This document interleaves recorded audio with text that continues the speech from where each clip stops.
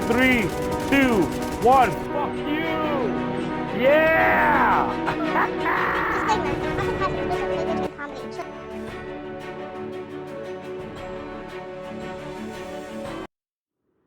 I remember very vividly how sitting like on launch day, I was sitting in the live ops room, which is basically a room with a bunch of screens that are showing the server status, and I was watching this graph, which is basically like the player count.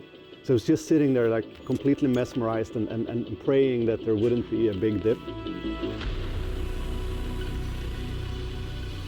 And there were no dips. The game was stable. The graphs just kept going up, and they were going up, and what a fantastic feeling. March 2016 marked the birth of Tom Clancy's The Division, kicking off a decade of development, evolution, and experiences, both for players and developers. This is 10 years of The Division. Apparently, I've said that The Division was a school project with a huge budget. It was a school project in the sense that this was a small team of very tightly knit professionals at the top of their game. We were small, we were younger, and we had everything to prove, but also this like, I think, joint feeling that anything's possible. We had the right resources, we had the right technology, we had the right studio and studio network with our partners to be able to really create something magical. I think we did stuff because we didn't know it was impossible. It was that kind of feeling. You know? We did it anyway. Massive Entertainment had spent years defining and redefining their first big game for Ubisoft. Originally conceived as a more traditional MMO, it gradually evolved to the action role-playing open-world shooter we know, working in secret under mounting pressure. Soon it would be time to reveal Tom Clancy's The Division to the world at E3 2013.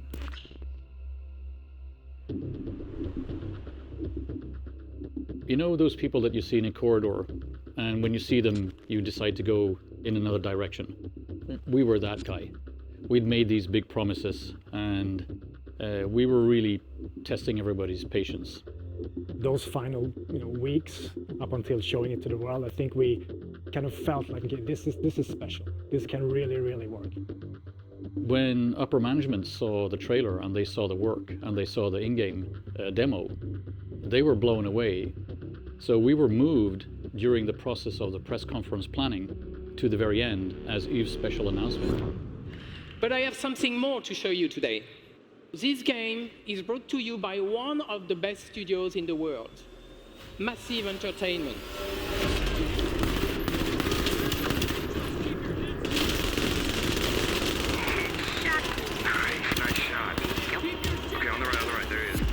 And suddenly my phone exploded and people in the room were just standing up and cheering. And I saw all of the journalists pick up their phones and starting to type. And it was like this magical moment. A moment that would have a lasting impact. Everyone was talking about The Division.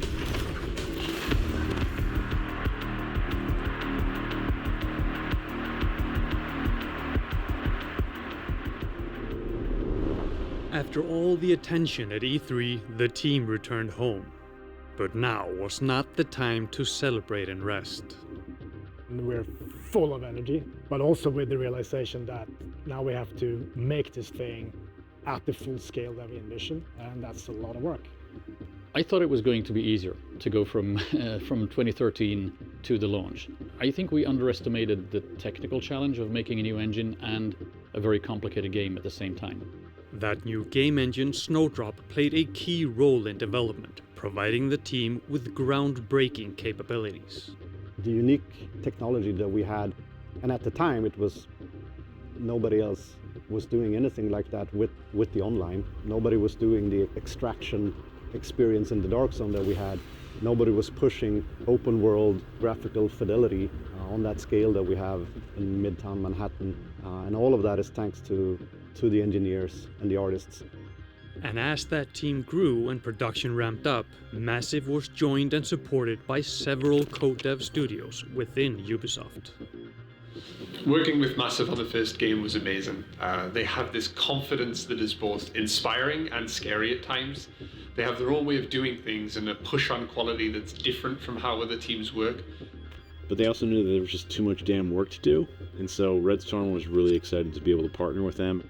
They gave us a lot of creative freedom to create the Dark Zone. I felt chills every time I jumped over one of those fences and went into the Dark Zone and heard those sound effects and just knew that, man, shit was about to go down. Nice. Okay, last one. He's down. There was something magical going on, and I think the whole team knew it. Seeing all the updates every time we were playing, we're just getting goosebumps, and we knew we were sitting on something very special. March 2016 marked the game's release and its instant success, becoming Sweden's largest cultural export that year. So Division 1 broke records for Ubisoft.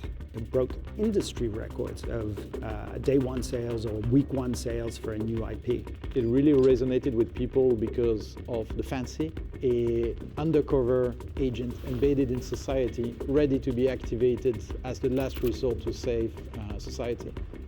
And you pair that with a core gameplay experience of the co-op shooter RPG in a format of online. Those things combined created a diamond. I think also what is compelling is the location. It's an iconic location, it's recognizable. And we transform it completely to players and give them this stage for them to act out as heroes. That resonates. That is something that I think is incredibly universal. But successfully launching the Division was not the end of the story. It was just the beginning. The biggest immediate learning was how incredibly creative, smart, and fast the community is at the scale of millions of people. After we launched the first game and we had some issues with it, it was the community that helped us correct course. We did this update called Update 1.4 when we decided to fix a lot of things, but at this point what was important was the contract, the handshake we made with our players that we are always going to be working with you. And I remember giving my thoughts directly to the game director. They cared, they listened, and our voices actually mattered. My feedback wasn't just heard. It influenced their direction going forward. They were inviting us to help shape its future.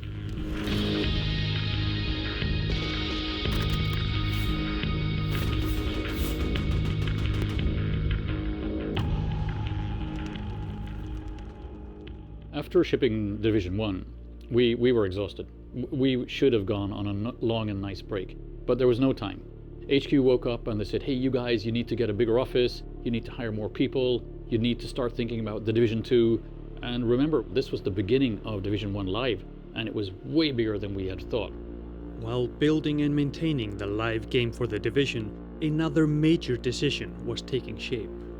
Where was the Division going next? We landed on DC for a number of key reasons. It's a very, very iconic, symbolic place, but it's also a very manageable footprint. All of these monuments and places in the White House, we could create one-to-one. The main lesson that we carried over from Div 1 to Div 2 was that if you are serious about making a long-term game, you need to ship with a solid end game. So one of the things that we knew for the Division 2 is that it was going to be, from day one, a live game. So we conceived it to have not only a campaign, but also a thrilling endgame proposition. And that starts with the invasion of the map by the Black Tusks. We thought a lot more when we were building the main campaign about what would happen afterwards. How would we expand this to thousands of hours in terms of engagement, in terms of goals for the player, in terms of content.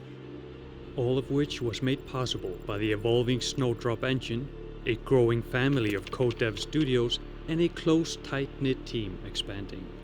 We've been through the trenches together. We knew each other and we knew what worked in terms of building a Division game. And we quickly formed clear goals and we could just go for it. And after 2 years in development, the Division 2 launched to millions of eager players and critical success, growing the brand beyond games into comics, animation, and books, all while maintaining live support for The Division 2. We launched with a good game, but there were a few pieces missing, and Warlords of New York was really the kind of the perfect piece of content, but added a whole new story layer, but also completely revamped the end game, and it was a full package that really resonated with players. This will bring the Division to its knees, and that's when we'll end them, once and for all. So there was a point where after Warlords of New York, we were going to do 1 year of content and then stop supporting the game. But the players, once again, showed us their passion. People engaged very strongly with the game, which allowed us to have a conversation of like, should we keep going? Of course we should keep going. So the main challenge was just to rebuild a team, which we managed to do by finding a partner in Ubisoft Bucharest. We joined the project in 2021, and since then we developed and delivered the Countdown and Descent game modes, the seasons with their climax missions, and more recently the seasonal events. The collaboration with Massive allowed our team to grow in expertise and demonstrate that we can deliver high-quality, impactful content. 2025, we launched the Battle for Brooklyn DLC, and that has been our most complex release to date. It's been 10 years since players were first activated as Division agents. A decade of shared stories and experiences with players and developers shaping this world together. And while the development of The Division 3 continues, there's more to come. The Division Resurgence will bring New York and the ancient fantasy to life on mobile. In the Survivors mode for The Division 2, players will have to survive a brutal winter in a transformed Washington, D.C. And The Division 2 is heading into its biggest year of content and support yet. So year 8 is going to be the most ambitious year we've had on The Division 2. We're going to have a bunch of new seasons coming throughout the year. Each season will come with new experiences, and we have new content with a whole new DLC set on Central Park. We're going to have an incursion, we're going to have classified assignments. The list is so big, and it's going to be the most exciting year we've got to work on.